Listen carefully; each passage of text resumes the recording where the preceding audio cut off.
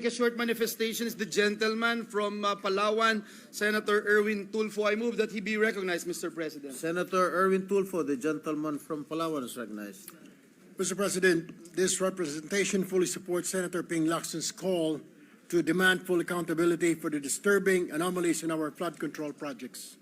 Kahapon lamang po sa Senate Blue Ribbon Committee na pinamunuan ni Senator Marcoleta na siwalat ang sandamakmak na ghost flood control projects. Kawalan ng master plan at pagpabor sa ilang mga probinsya, gayong hindi naman po kasama sa listahan ng mga flood-prone areas. Nakakapanlumo dahil sa kabila ng bilyon-bilyong pondong inilaan sa flood control projects na ito, ay marami pa rin sa ating kababayan ang nalulubog sa baha. Sa DPWH pa lamang po ay meron na tayong inilaang halos 996.5 billion pesos o halos 1 trilyon, Mr. President. Ito ay mula sa GAA sa ilalim ng Flood Management Program. Hindi pa po kasama rito ang budget na inilaan sa DENR, MMDA at iba pang mga ahensya para rin sa pagkontrol ng baha. Ulitin ko po, this is nothing less than a grand robbery of our nation. It is for this reason, Mr. President, that I also filed Senate Resolution number 31, which seeks to investigate reported abuse of flood control programs and related projects. Senate Resolution number 70, which seeks to investigate illegal construction of structures and waterways in Palawan. And Senate Bill number 769, which seeks to institutionalize Metro Manila Drainage Master Plan as a long-term strategy for drainage infrastructure development. Mr. President, harap-harapan na pong niyanakawan ang taong bayan dahil sa kakulangan ng pananagutan. Our people deserve no less than truth, transparency, and justice. Huwag na po nating hintayin na lumubog ulit ang bayan bago tayo kumilos. Let's build a Philippines that doesn't just survive the floods, but rises above it. Maraming salamat, Mr. President. Thank you, Senator Tulfo, Majority Mr. Leader. President, next to make a short manifestation is our Deputy Minority Leader, Senator Risa Ontiveros. I move that she be recognized, Mr. President. The Deputy Minority Leader, Senator Risa Ontiveros, recognized. Salamat po, Mr. President. Mr. President, I applaud the sponsors' courage in bringing to light these harrowing and urgent issues of large-scale corruption. Kaisa niyo po ako sa labang ito, Senator Ping. May nabasa po ako sa Facebook, Mr. President. The Philippines is not poor. We are plundered. I could not agree more. Ang Pilipinas po ay hindi isang mahirap na bansa. Biktima lang tayo ng kalat at sistematikong pagnanakaw. Dahil sa korupsyon, ng kaunti, patuloy na naghihirap ang karamihan. Sa estimasyon mismo ng gobyerno, nasa 20% o 1/5 ng kabuoang budget ng bansa ang nawawala taon-taon sa korupsyon. Katumbas po yan ng tinatantsyang 1.6 trillion pesos na ninanakaw mula sa mga Pilipino kada taon.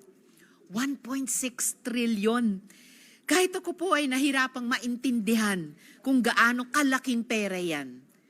Chineko po, at sa 1.6 trillion pesos, pwede na tayong mamigay ng tig-1 milyong piso sa 1.6 milyon na tao. Nakakalula po. Lahat na yan habang nalulunod na ang mga karaniwang Pilipino. Nalulunod sa taas na presyo ng bilihin, sa trabahong hindi sapat ang kita, sa kalamidad at sa kawalan ng tugon at serbisyo publiko. Mayorya po ng mga Pilipino ay kumakayod ng tapat at nakikipagsapalaran ng patas. Insulto po na ang buwis na kinakaltas at dapat ginagamit para sa kanila ay inaanod lang sa baha ng korupsyon.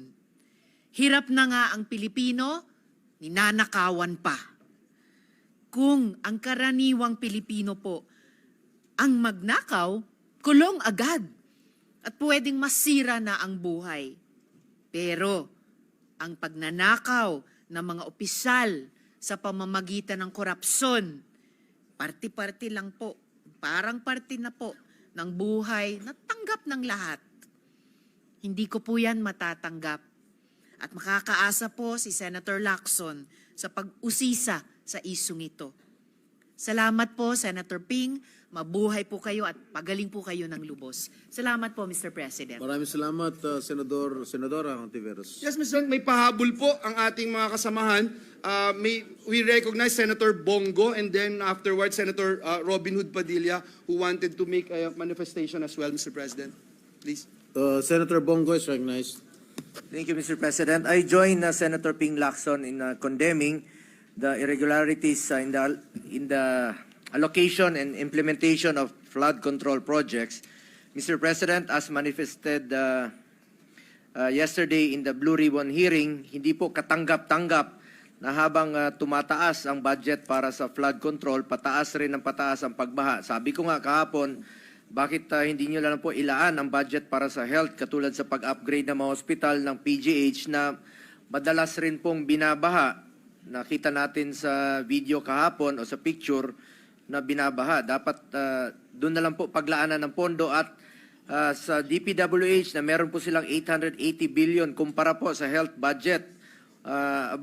More than one-third lang po ang pondo ng health kumpara sa DPWH. Bakit hindi na lang po ilaan ng pondo para sa ating mga healthcare workers na marami pa pong hindi nababayaran ang health emergency allowances? Ano ba ang mas importante sa inyo? Serbisyo na pinaghirapan, services rendered, o mga proyektong ginagawang gatasan? Natanong ko nga ito kanina sa health hearing sa mga unprogrammed appropriations, baka pwede nyo naman pong unahin na lang pondohan itong mga HIA na obligasyon po ng ating gobyerno.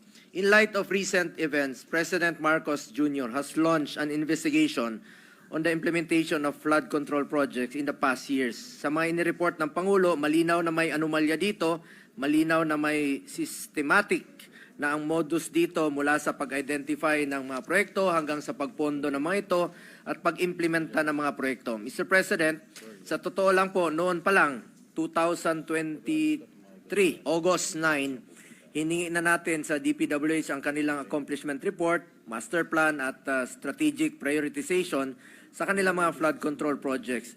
During the hearing, tinanong ko mismo kay Secretary Bonoan na bakit may mga flood control na pinaglagyan ng proyekto na wala namang tao, wala namang kinokontrol o pinoprotektahang tao, wala namang kinokontrol na baha.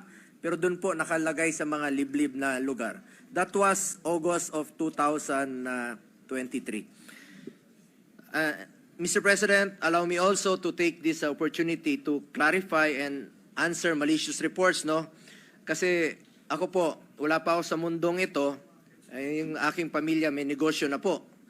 And the insinuation that I was personally involved and had benefited in some projects, Mr. President, these are old, recycled, and malicious accusations. Noong 2018 pa po ito, nabalik na naman ng 2021 habang papunta po sa eleksyon. Ulitin ko po, for the record, wala po ako sa mundong ito.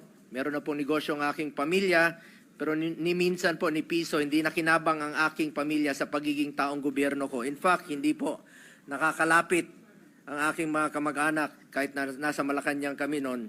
Hindi po sila nakakalapit. At isang naging kondisyon ko noon, Mayor pa po si former President, former Mayor Duterte, na kung lalapit po ang aking kamag-anak, ay ako po ang magre-resign sa kanya. I observed delikadesa at yun lang po ang puhunan ko sa mundong ito, ang aking pangalan. At alam nyo naman po, uso po yung name dropping, yung ibang mga kamag-anak natin, yun pa ang nagpapa-VIP, yun pa ang nagpapa-importante. At sa tinatagal-tagal ko na pong paninilbihan sa gobyerno, isa lang po ang may pagmamalaki ko. I observed delikadesa, yan po ang ginagawa namin noon pa hanggang ngayon. I am a senator, a legislator.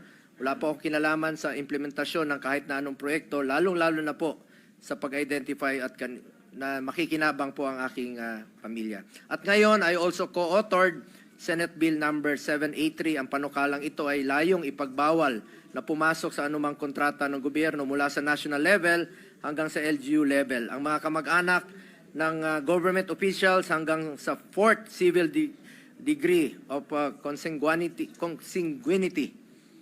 and affinity ay dapat po bawal po. Mr. President, sa laki po ng pondong pinag-uusapan dito, hindi po sapat ang audit o reporting sa mga ginagawang flood control projects. Hindi sapat ang explanation mula sa mga kontraktor o DPWH. Dapat po'y merong managot dito at dapat po'y maging accountable po sila.